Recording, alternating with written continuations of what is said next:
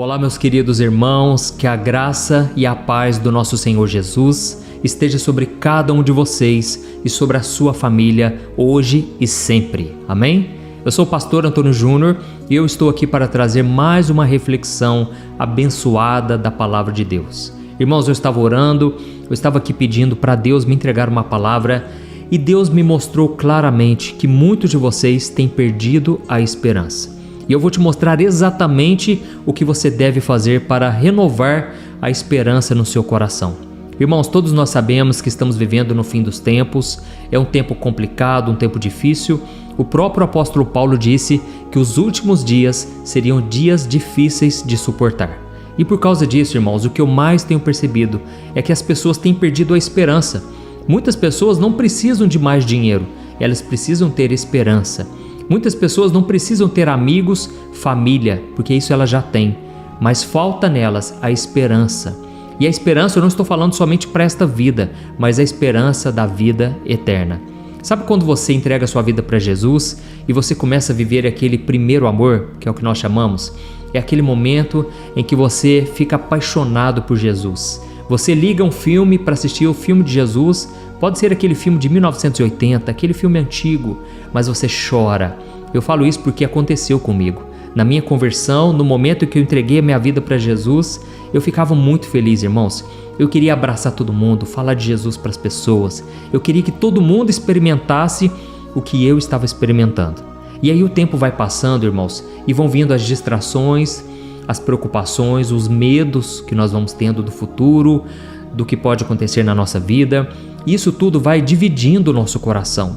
Antes o nosso coração era inteiramente de Jesus. Agora parece que um monte de coisas vai ocupando esse lugar que pertencia e pertence somente a Deus. Não é assim que acontece? Então eu senti no meu coração aqui de te mostrar o que você deve fazer para renovar a esperança no seu coração e viver feliz todos os dias, como se fosse o último dia da sua vida aqui na Terra, tá bom? Antes de começar, eu só peço que você se inscreva no meu canal. É muito rapidinho, clique aqui no botão inscrever-se, você não tem que pagar nada. Do lado vai aparecer um sininho, ative o sininho da notificação e selecione a opção todas, tá bom? Todo dia de manhã, 5 horas da manhã, eu tenho feito a oração da manhã e à noite, às 6 horas da noite, eu tenho colocado a oração da noite. Eu costumo dizer que se você começar o seu dia com Deus e terminar com oração, tudo que acontecer ao longo do dia vai cooperar para o seu bem. Pode ter certeza disso. Nada vai fugir do controle de Deus. Aleluia.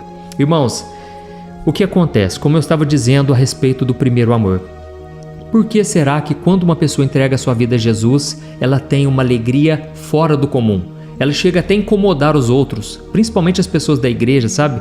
Pessoas que já estão lá 10, 20, 30 anos, elas se sentem incomodadas com o novo convertido, porque ele é o mais motivado, ele é o mais feliz de todos, ele é o mais decidido daquilo que ele quer. E sabe por que isso acontece?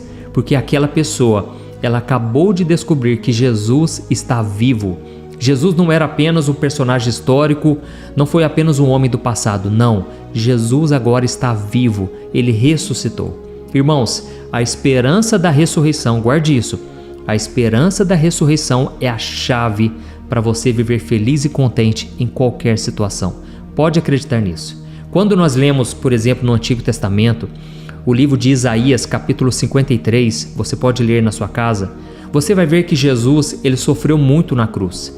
Ali o profeta Isaías começa a descrever como Jesus sofreu, ele ficou desfigurado lá na cruz. O próprio Isaías diz que as pessoas olhavam para ele e elas não viam nenhum prazer, não tinham nem vontade de olhar para ele. E com isso muitas pessoas dizem, Jesus ele devia ser muito feio, porque ninguém queria olhar para ele. Não, irmãos, Jesus devia ser lindo, ele resplandecia a glória de Deus, mas lá na cruz do Calvário foi tão forte a ira de Deus sobre o seu Filho Jesus, por causa dos nossos pecados, que as pessoas não tinham coragem de olhar para ele. E se você ler o Salmo 22, você vai ver que o salmista Davi também teve a mesma visão. Davi enxergou Jesus na batalha espiritual que ele estava enfrentando lá na cruz do Calvário. Depois você pode ler na sua casa também o Salmo 22. Irmãos, os judeus, eles tinham conhecimento das Escrituras, da Palavra de Deus. Eles conheciam Isaías 53, conheciam o Salmo 22. Mas quando Jesus estava aqui na terra, ficava muito difícil imaginar que Jesus passaria por tudo aquilo, por todo aquele sofrimento. Era muito difícil enxergar isso, porque Jesus, ele era a pessoa mais feliz de todas. A Bíblia diz que Deus ungiu Jesus com o óleo da alegria, mais do que todos os seus irmãos. Então Jesus era a pessoa mais feliz da terra. Ele caminhou aqui na terra cheio da glória de Deus, e isso contagiava todo mundo. Além disso, Jesus era o herói das pessoas, dos seus discípulos. Ele trazia segurança, conforto, proteção, milagres. Então Jesus era o provedor para todas as coisas. E então a Bíblia diz que nos últimos dias Jesus começou a alertar os discípulos sobre o que iria acontecer em breve. Ele disse que seria perseguido, seria torturado, ele seria entregue nas mãos dos religiosos. E os discípulos nunca conseguiram entender isso, porque Jesus, ele era Deus encarnado aqui na terra, entendeu? Então, os discípulos não conseguiam entender essas passagens, e foi então que Jesus disse para os discípulos: eu preciso de um jumentinho, porque eu vou entrar pelas portas de Jerusalém. Irmãos, a Bíblia conta que Jesus montou em cima de um jumento e ele entrou ali pelas portas da cidade. Naquele momento as pessoas ficaram extasiadas, elas estavam muito felizes, porque elas queriam, sabe o que, irmãos? Elas queriam que Jesus, ele tirasse Roma do poder e que Jesus estabelecesse o seu reinado aqui na terra. As pessoas estavam com essa expectativa, e foi então que as pessoas começaram a colocar os galhos, as palmeiras sobre Jesus, reverenciando ele como o rei de Israel. E elas diziam: Hosana. Hosana significa salve agora, ou seja, as pessoas estavam dizendo para Jesus: Jesus, nos salve do poder de Roma. Roma fica nos oprimindo. Jesus, estabelece o teu reino aqui sobre nós, venha nos proteger, venha cuidar de nós. Irmãos, as pessoas estavam enganadas, sabe por quê? Pouco depois disso, as coisas começaram a mudar. Por quê? Judas traiu Jesus, Jesus foi entregue nas mãos dos religiosos, e o que é pior, Jesus não fez nada para evitar isso. Pelo contrário, ele disse: eu vim para morrer, vocês não tomam a minha vida. Não é vocês que vão me matar, eu dou a minha vida em favor dos pecadores. Irmãos, aquilo era um escândalo, aquilo era algo totalmente contrário do que as pessoas poderiam imaginar. Por mais que talvez elas conhecessem as escrituras, os escritos do Antigo Testamento, ainda assim aquilo não caía na mente, no coração das pessoas. E Jesus realmente ele sofreu na cruz calado, como um cordeiro que vai para o matadouro. E as pessoas só choravam e elas ficavam desesperadas. Por quê? Porque o herói delas, Jesus, estava ali indefeso, humilhado, fraco. E aquilo parecia o fim não somente para Jesus, mas para todas as pessoas de Israel, porque elas queriam que Jesus fosse o rei realmente, aquele que viesse defendê-los. Irmãos, deixa eu falar uma coisa, eu contei toda essa história aqui para você entender uma coisa. Muitas vezes nós esperamos de Deus algo que Ele não vai fazer. Nós colocamos uma expectativa e Deus, Ele não tem talvez esse plano para nós. A Bíblia conta que os caminhos do Senhor são muito mais elevados que os nossos. Assim como as nuvens são mais altas do que a terra, assim também são os caminhos de Deus. Quem consegue discernir o que Deus está fazendo, irmãos? Nós só conseguimos ter um vislumbre daquilo que Ele nos revela. Mas se Deus não quiser revelar, nós nunca saberemos o que Ele vai fazer.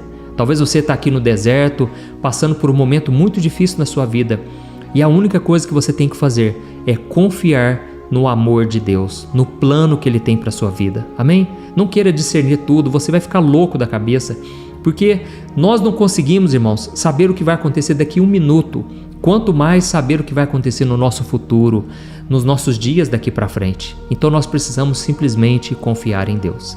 Irmãos, eu quero só ler uma passagem para vocês entenderem o quanto as pessoas da época de Jesus estavam completamente desanimadas, sem esperança.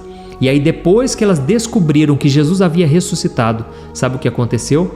Os discípulos que antes eram medrosos, covardes, eram fracos. De repente, eles fizeram uma revolução no mundo e começaram a pregar em todos os lugares com ousadia. Não porque Deus os forçou a ser assim, mas era algo genuíno, algo natural. Se você assistir um filme que chama Ressurreição, eu já assisti esse filme umas 3 vezes. Irmãos, eu amo esse filme, porque a reação das pessoas, dos discípulos, depois que eles souberam que Jesus ressuscitou, é impressionante. Então, eu me lembro quando eu me converti, eu fiquei exatamente dessa maneira. E todos os dias eu peço a Deus que renove dentro de mim a esperança da ressurreição. Amém? Então eu vou ler para você uma passagem que está em Lucas capítulo 24, o versículo 13 ao versículo 21. E depois nós vamos orar. Eu quero orar pela sua vida, para que Deus restaure em você a alegria e principalmente a esperança. Amém? Foi para isso que Deus me colocou aqui hoje e para isso que você chegou até aqui. E no final eu peço que você compartilhe, vamos espalhar esta mensagem de esperança para as pessoas. Preste muita atenção, Jesus tinha acabado de ressuscitar, já estava no 3º dia, olha o que aconteceu. Diz assim: 2 seguidores de Cristo caminhavam para o povoado de Emaús, a 11 quilômetros de Jerusalém. E no caminho, eles falavam a respeito de tudo o que tinha acontecido nos últimos 3 dias. Enquanto eles conversavam e discutiam, o próprio Jesus se aproximou e começou a andar com eles, mas eles não o reconheceram. E Jesus lhes perguntou: sobre o que vocês tanto debatem enquanto caminham? Eles pararam com o rosto muito triste e um deles respondeu: você deve ser a única pessoa em Jerusalém que não sabe das coisas que aconteceram lá ultimamente. E Jesus perguntou: mas que coisas? E eles disseram: as coisas que aconteceram com Jesus de Nazaré. Ele era um profeta de palavras e ações poderosas aos olhos de Deus e aos olhos de todo o povo. Mas os líderes religiosos o entregaram para que ele fosse condenado à morte e então o crucificaram. Nós tínhamos esperança de que ele fosse aquele que resgataria Israel. Olha aqui, irmãos, que interessante. Aqui está falando de 2 homens que eram discípulos de Jesus e eles estavam caminhando no caminho de Emaús até que Jesus apareceu para eles. Olha que interessante, eu fico maravilhado com a Bíblia, porque Jesus apareceu no momento que eles estavam mais tristes, no momento que eles estavam com menos esperança. E Jesus começou a perguntar: do que vocês estão falando aí? Quais coisas vocês estão debatendo? E eles falaram: olha, você não está sabendo o que está acontecendo? Jesus de Nazaré era um homem poderoso, um profeta, um homem de Deus. Mas agora os líderes religiosos crucificaram ele e nós tínhamos esperança de que ele resgataria Israel. Irmãos, naquele momento a Bíblia conta que eles estavam muito tristes. E então Jesus, ele estava seguindo o seu caminho. Mas aqueles homens disseram: fica aqui com a gente, vamos jantar hoje. E então Jesus sentou com eles para jantar. E quando Jesus partiu o pão, os olhos daqueles 2 discípulos foram abertos. E eles viram que era Jesus. E naquele momento Jesus desapareceu da frente deles. E então eles comentaram um com o outro: você reparou que enquanto Jesus estava caminhando com a gente e a gente nem percebeu, mas aquelas palavras que ele disse queimaram no nosso coração? Irmãos, é assim que acontece. Quando Jesus está com a gente, o nosso coração queima de amor. É um coração de apaixonado. Só que muitas vezes a gente está focado tanto na circunstância, naquele plano que deu errado, naquele projeto que não foi para frente, sabe, naquela oração que não foi atendida, que você o quê? Perde as esperanças. E você fica triste, você não tem mais motivação para seguir em frente. Então, quando Jesus apareceu para eles e os olhos deles foram abertos, sabe o que aconteceu? Eles saíram correndo e foram contar para os outros discípulos. E naquele momento os outros discípulos também disseram: nós sabemos que Jesus realmente ressuscitou, porque ele apareceu para Pedro e para vários outros irmãos. Então, irmãos, naquele momento a alegria voltou a brilhar, a reinar no coração deles. E a partir dali não parou mais. E essa alegria precisa contagiar seu coração. Você precisa tirar os olhos dessa terra.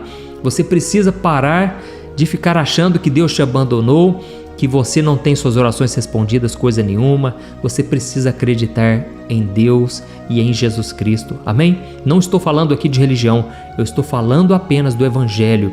Ele transformou minha vida. Irmãos, eu achava que eu teria que passar por várias e várias vidas aqui na terra para eu me aprimorar. E de repente eu ouvi falar de um Jesus que poderia perdoar os meus pecados, sarar minhas feridas e me dar principalmente a certeza da salvação, a vida eterna. Irmãos, eu me lancei de cabeça, de corpo e alma, e eu estou aqui para falar para você: tudo o que está faltando na sua vida é isso. É isso, você ter a esperança em Jesus da ressurreição. Amém? Eu quero orar por você agora. Eu creio que essa mensagem tocou seu coração. Escreva aqui nos comentários: Deus renovou a esperança no meu coração hoje. Amém? Eu estou aqui com o óleo da unção. Eu quero ungir você, ainda que à distância. Eu creio que não é por acaso que você chegou aqui. Eu vou estender as minhas mãos. Eu vou orar por você agora. mas eu quero que você feche os seus olhos e que você peça para o Senhor sondar o seu coração e tirar toda a dor, toda a mágoa. Talvez o que está faltando para você é isso, você liberar o perdão de uma vez por todas. É você confiar em Jesus da mesma forma que Ele te perdoa. Perdoe as outras pessoas, amém? Muitas vezes elas não sabem o que fazem, estão cegas e você precisa perdoar elas. Glória a Deus. Vamos orar, eu quero orar por você em nome de Jesus. Aleluia. Senhor, meu Deus e meu Pai, eu quero te agradecer por esta palavra. Eu quero te louvar, Senhor, porque nós estamos aqui não por merecimento, mas pela graça, pelo favor imerecido. Nós sabemos que a condenação era nossa, mas Jesus sofreu o castigo que nós merecíamos. Ó Jesus, muito obrigado pelo teu sacrifício na cruz. O Senhor foi fiel até o fim. O Senhor assumiu a nossa morte.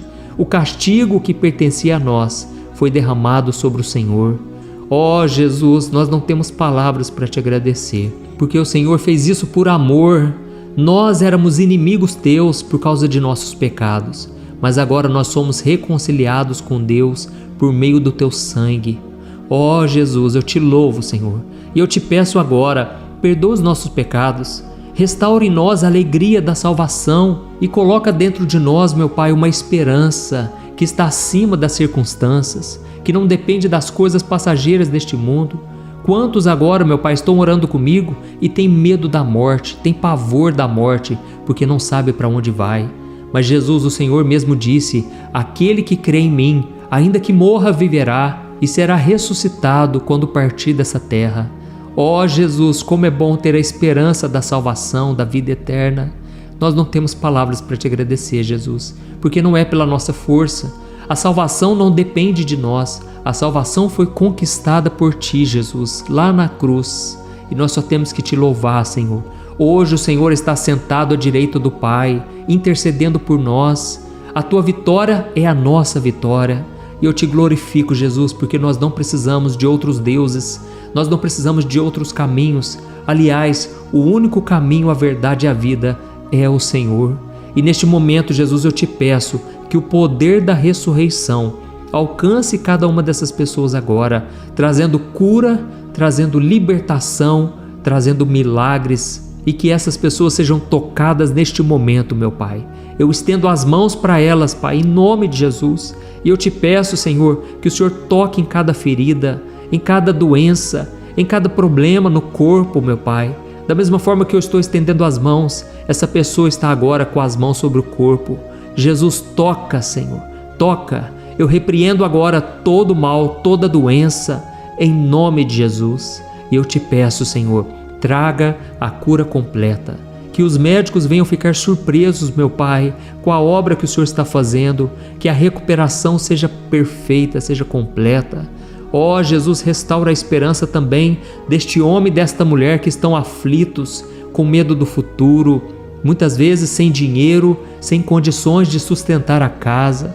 Muitas vezes, meu Pai, estão se sentindo sozinhos, porque não tem um companheiro, uma companheira.